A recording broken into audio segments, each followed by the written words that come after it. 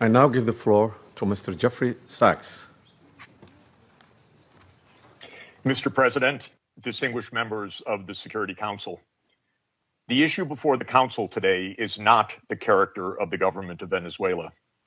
The issue is whether any member state, by force, coercion, or economic strangulation, has the right to determine Venezuela's political future or to exercise control over its affairs. This question goes directly to Article 2, Section 4 of the United Nations Charter, which prohibits the threat or use of force against the territorial integrity or political independence of any state. The Council must decide whether that prohibition is to be upheld or abandoned. Abandoning it would carry consequences of the gravest kind. Let me offer some background.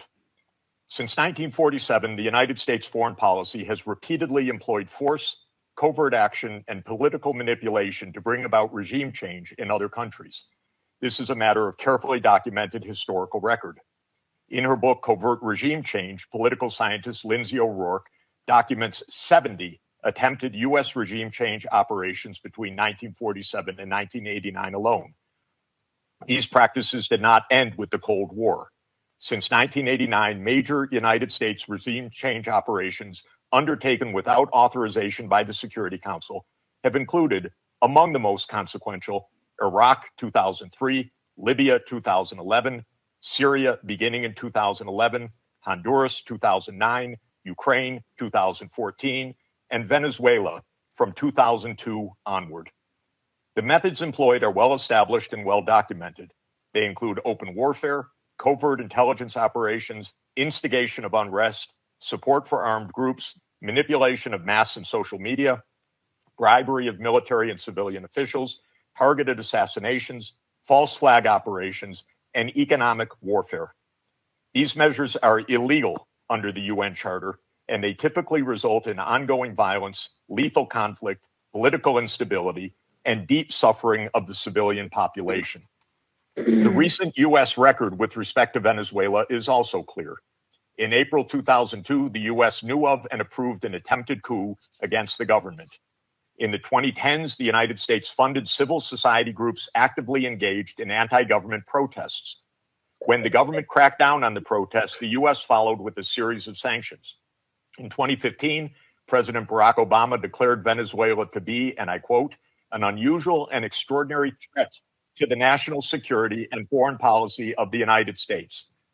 In 2017, at a dinner with Latin American leaders on the margin of the UN General Assembly, President Trump openly discussed the option of the U.S. invading Venezuela to overthrow the government.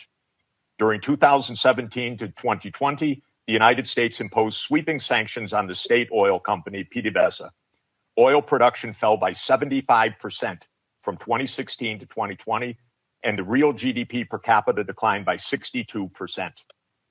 The UN General Assembly has repeatedly voted overwhelmingly against such unilateral coercive measures. Under international law, only the Security Council has the authority to impose such measures.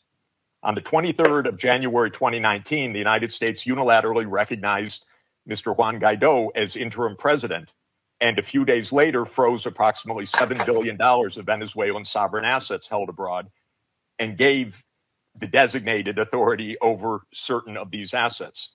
These actions form part of a continuous U.S. regime change effort spanning more than 2 decades. In the past year, the United States has carried out bombing operations in 7 countries, none of which were authorized by the UN Security Council, and none of which were undertaken in lawful self-defense under the Charter.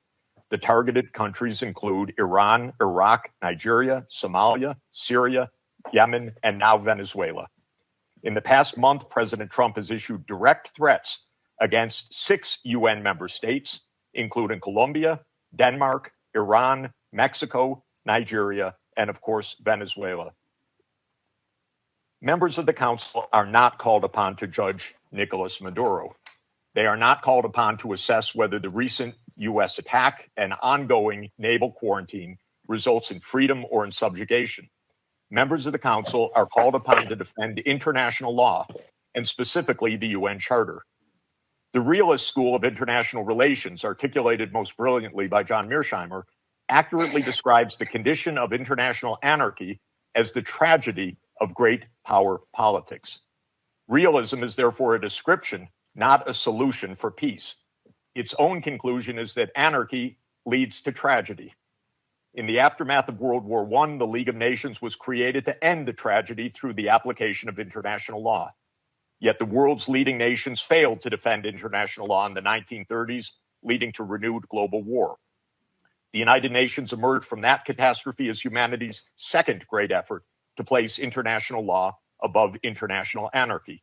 In the words of the Charter, the UN was created, quote, to save succeeding generations from the scourge of war, which twice in our lifetime has brought untold sorrow to mankind. Given that we are in the nuclear age, failure cannot be repeated. Humanity would perish. There would be no third chance. To fulfill its responsibilities under the Charter, the Security Council should immediately affirm the following actions. The United States shall immediately cease and desist from all explicit and implicit threats or use of force against Venezuela. The United States shall terminate its naval quarantine and all related coercive military measures undertaken in the absence of authorization by the UN Security Council. The United States shall immediately withdraw its military forces from within and along the perimeter of Venezuela, including intelligence, naval, air, and other forward deployed assets positioned for coercive purposes. Venezuela shall adhere to the UN Charter and to the human rights protected in the Universal Declaration of Human Rights. The Secretary General, I recommend, should immediately appoint a special envoy mandated to engage relevant Venezuelan and international stakeholders and to report back to the Security Council within 14 days with recommendations consistent with the Charter, and the Security Council should remain urgently seized of this matter. All member states should refrain from unilateral threats, coercive measures, or armed actions undertaken outside the authority of the UN Security Council. In closing, Mr. President and distinguished members of the Council, peace and the survival of humanity depend on whether the United Nations Charter remains a living instrument of international law or is allowed to wither into irrelevance. That is the choice before this Council today. Thank you very much.